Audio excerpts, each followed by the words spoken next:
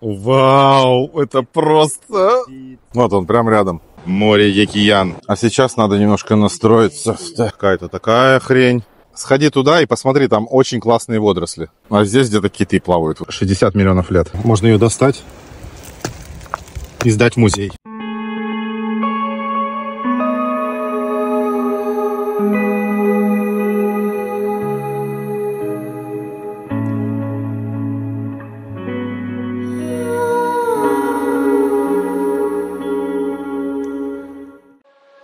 Привет, я Леонид, человек мира.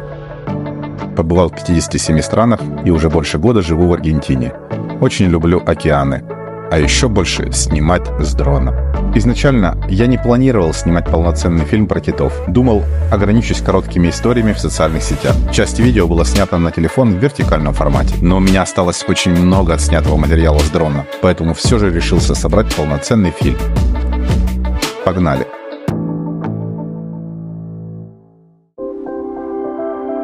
Мне удалось побывать в уникальном месте.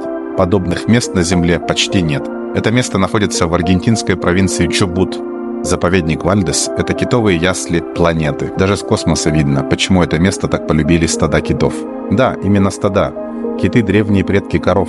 В этих гигантских карманах мамы-киты рожают, а еще несколько лет воспитывают своих телят-китят. Тут не глубоко и относительно спокойно. Касатки сюда не заплывают. Китовые ясли находятся по адресу: Аргентина, провинция Чубут, городок Пуэрто-Мадрин. Уже на подлете к городу Пуэрто-Мадрин я и остальные пассажиры прямо из иллюминатора наблюдали за китами, вернее за фонтанами воды в океане. Их можно было разглядеть даже через мутный иллюминатор. Пуэрто-Мадрин – небольшой городок на берегу Атлантического океана с населением всего 115 тысяч человек. В городе есть набережная, местные гуляют здесь круглый год.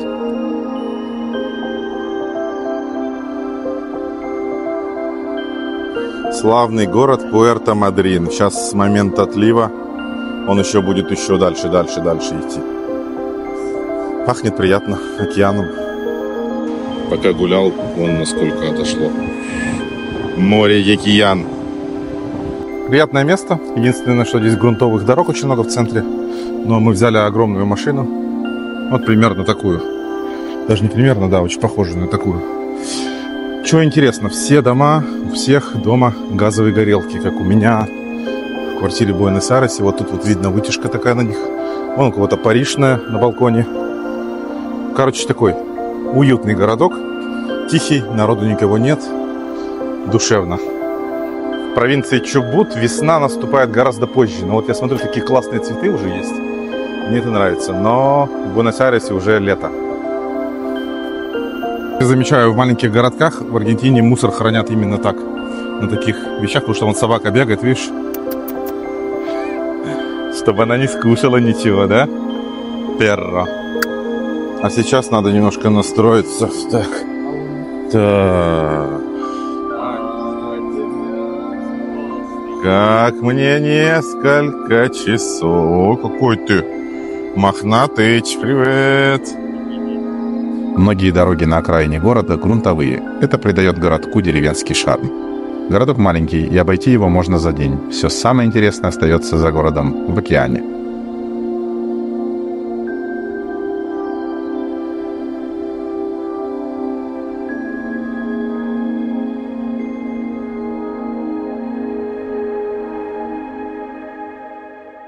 Чубут, твою Чубут. Офигеть, это океан. Мамма мия. Так. Здравствуйте. Привет. Соленый. Запах просто сумасшедший. Такой приятный, слегка солоноватый. Такой какой-то легкой кислинкой йодированный. Даже такой прям запах свободы. Блин, как же тут красиво. Боже мой, это что такое вообще? Ну что это? Смотри, какие необычные водоросли на вид. Какая-то такая хрень. Как она цепляется, непонятно. Запах просто сумасшедший. И что приятно, мы уехали где-то в часу езды от города. Но даже в городе, пляже, идеальной чистоты. Никто не разбрасывает ничего, никакой пластиковых бутылок, ни фантиков. И здесь тоже идеальная чистота. Сходи туда и посмотри, там очень классные водоросли. Необычной формы. А здесь где-то киты плавают, вот где-то уже здесь прям рядом. Смотри, сколько здесь окаменелостей. Прям видно, что это все из ракушек. И им, возможно, очень-очень-очень много лет. Потому что они вот впечатаны в породу прямо. Здесь. С ума сойти. И здесь просто все усыпано окаменелыми ракушками. Вот это необычно. Просто огромные ископаемые устрицы. 60 миллионов лет. Много-много-много-много слоев. Узорчик, конечно, тоже ништяк. Снова эти древние окаменелые устрицы огромные. Окаменелые устрицы. Вот гребешок окаменелый еще вижу здесь. Очень большие. Прямо эпоха тебе древности. Столько слоев у нее. Смотри, какая большая, огромная. Она уже окаменела. Можно увидеть всю историю Земли. Прямо по ней. Смотри, сколько у нее слоев было. Интересно, она каждый год обновляла свой панцирь, получается. Но очень гигантские. Сейчас таких уже не найдешь. Даже просто не хочется верить, что это такие здоровые они все были. Охренеть. Просто. Можно ее достать и сдать в музей. Только что расколол камушек. Посмотри, сколько всего здесь. Здесь вся история записана. Человечества уже нету, тут еще не было, когда эти ракушки начали окаменяться. Куча организмов. Видно, вон гребешок древний. Еще куча всего, смотри. Достали из камушка прото какой-то древнюю улиточку. Ну вот, считай, она солнца не видела уже, наверное, 60 миллионов лет. Вот такая вот история. Распаковка, чек. Итак, что я сегодня набрал? Показываю. Чем богат отлив в бухте провинции Чубут. Ну, это на французском, по-моему, на русском называются ножики. Они здесь все пустые, но они чрезвычайно большого размера. Такого размера я даже не встречал на Бали. Такая у них ракушка, они съедобные. Огромные пустые раковины спизл. Тоже съедобные такие. Увесистые. Просто, не знаю, как оружие. Что еще? Такую большую ракушку нашел. Смотри, какая она. Вся полностью покрыта морскими желудями. Целая колония. Вот, пустая, очень красивая. Даже какие-то внутри организмы еще живут. Вон там шевелятся. Здесь я заметил, есть два вида мидий. Мидии классические, сейчас найду. Не найду или найду. Вот она, классическая мидия. У нее очень гладкая ракушка, без каких-то узоров. И еще вот такая мидия. Ребристая, внутри у нее очень красивый перламутровый цвет раковины. Вообще я хочу их приготовить, если что. Гребешок тоже в виде раковин только. Ох ты, а это что такое? Смотри, что это такое? Это что-то такое. Какие-то гастроподы или что это? Или что это? Это страшно. Это страшно.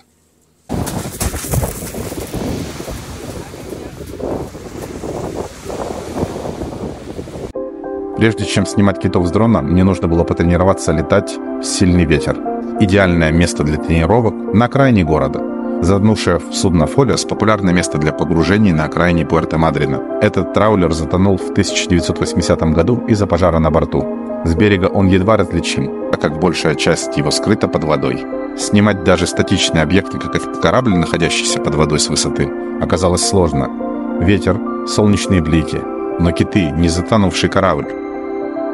Больше 10 дней глазами моего дрона Жужика я учился находить, снимать и наблюдать за китами. Снимать китов оказалось сложно, и вот почему. Китов нужно суметь найти. Нужно сначала увидеть их с берега. Киты, хоть и не плавают быстро, но могут опуститься на дно, если почувствуют опасность. После взлета дрона нужно внимательно смотреть в экран и вглядываться в океанскую гладь. Если вы заметили белую пену или неровную поверхность, значит, там кто-то есть. И этот кто-то не очень хочет, чтобы вы за ним наблюдали. Иногда после кита, который поспешил на дно, может остаться силуэт пятна. Скорее всего, это остатки его выдоха. Да, кита издалека выдать может его выдох. Чуть позже я расскажу об этом подробнее. А еще кита можно найти по его большим плавникам, торчащим у поверхности океана. Я заметил, что киты любят поворачиваться и плыть на спине. Их большие плавники видны издалека. А ведь мне нужно не просто найти китов, долететь до них, но и начать снимать кадры, которые можно будет использовать в фильме. А это точно не кадры, где камера постоянно дергается. Также нужно учитывать погоду. Гладь воды как зеркало. Оно может сильно бликовать, отражая небо и солнце на поверхности воды. Ничего не разглядишь. Важно учитывать ветер. Когда дует сильный встречный ветер, тебе может просто не хватить зарядки вернуться на берег. Когда ты летишь над водой, тебе трудно на глаз определить высоту. А если ты взлетаешь с высокой скалы, то дрон автоматически принимает высоту вершины скалы за нулевую. Давайте знакомиться. Это южный гладкий кит. Живут южные гладкие киты в Южном океане. Зимой мигрируют в более теплые воды для размножения. Чаще всего этих китов видят у полуострова Вальдес в Аргентине. Плавают гладкие киты медленно, глубоко не погружаясь, придерживаясь поверхностных слоев воды, где встречаются большие скопления их естественной пищи – мелких, планктонообразных, ракообразных. Скорость спокойно плывущего кита около 7 км в час, но даже при такой скорости мне приходилось постоянно лететь за ними дроном. Максимальная длина южного гладкого кита может достигать 18 метров, при весе около 80 тонн. Также у этих китов огромная голова, размер которой занимает до 30% длины тела. Живут южные гладкие киты до 40 лет. У них почти нет естественных врагов, разве что крупные акулы и касатки, способные напасть на молодых китят. Но в целом выживание вида не вызывает опасений. Гладкие киты держатся поодиночке или группами из 3-4 особей, особенно в местах скопления корма. Здесь мне удалось заснять китовый танец аж из 5 взрослых китов. Скорее всего, это или совместная трапеза планктоном, или брачные игры. Наверное, это самый большой по размерам танцпол и самые большие танцоры в мире. Просто полюбуйтесь. Кажется, что это замедленная съемка, но нет, это танцы в реальном времени.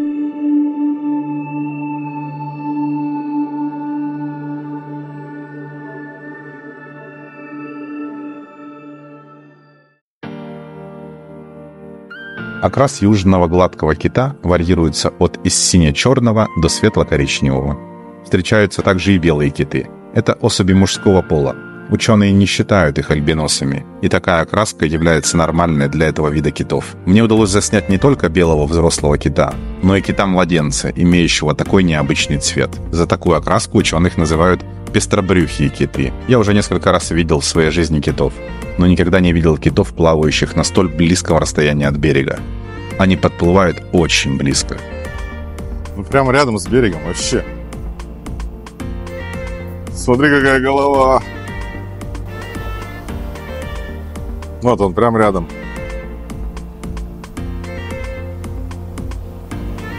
Короче, природа просто меня не перестает удивлять. Просто в 10 метрах от меня плывет мама-кит и китеныш. Огромные, просто огромные киты. Летал над ними дроном, вообще просто торпеды мясные. Биология размножения китов изучена мало. Беременность у самок длится около 12 месяцев. При этом раз в 2 года на свет появляется новорожденный китенок длиной в 5-6 метров и весом от 1 до 1,5 тонн. Самка старается защитить его от хищников. Поэтому первое время после родов мама с малышом держатся в уединенных бухточках. Лактация продолжается до полугода. Все это время малыш стремительно растет по 3 см в день. С матерью детеныш остается от 6 месяцев до 2 лет. С первого дня детеныш плавает бок о бок с матерью, используя давление гидродинамического поля вокруг нее, что позволяет ему плыть пассивно. У самок сильно развит материнский инстинкт. Я несколько дней снимал общение мамы и дитя, и было очень забавно наблюдать, как китята заплывали на спину своим матерям, чтобы отдохнуть и выдохнуть. Кстати, сразу после рождения матери выталкивают китят на поверхность, чтобы они самостоятельно сделали первый вдох-выдох. Ученые с точностью по рисунку выдоха могут определить вид кита. Наш с вами южный гладкий кит выдыхает в виде латинской «В». Иногда выдох кита сопровождается радугой. Это очень необычное зрелище. Фонтан-выдох ясно выраженный, двухструйный, пушистый, высотой не более 5 метров.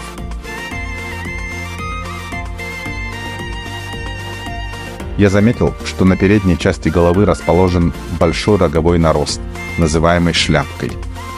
По бокам головы имеется 2 продольных ряда некрупных наростов, а еще 2 ряда расположены по бокам нижней челюсти. Эти наросты – поселение колонии ракообразных, китовых вшей и усоногих. Их раковины образуют светлые наросты. Эти своеобразные наросты настолько индивидуальны, что могут даже служить для познавания. По этим уникальным узорам ученые могут точно определить кита. Это что-то вроде собственного имени. С дрона я заметил, что чайки любят лакомиться этими наростами. Они атакуют кита с высоты, на лету, отрывая части этих наростов. Киту не особо нравится эта болезненная процедура, и он старается скрыться под водой.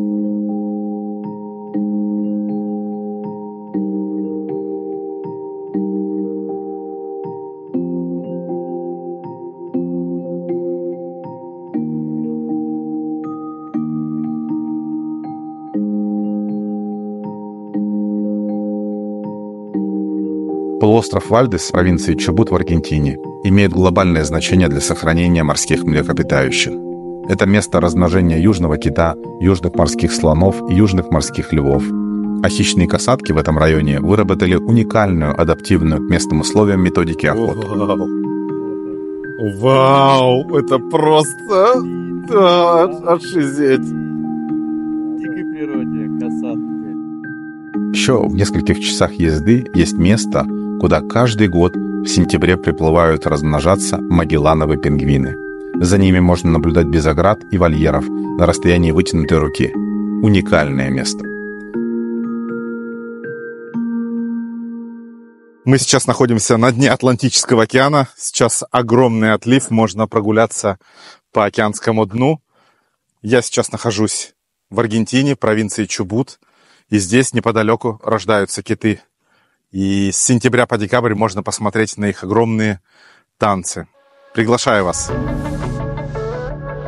Ссылка на мой авторский тур в описании. До встречи в Аргентине.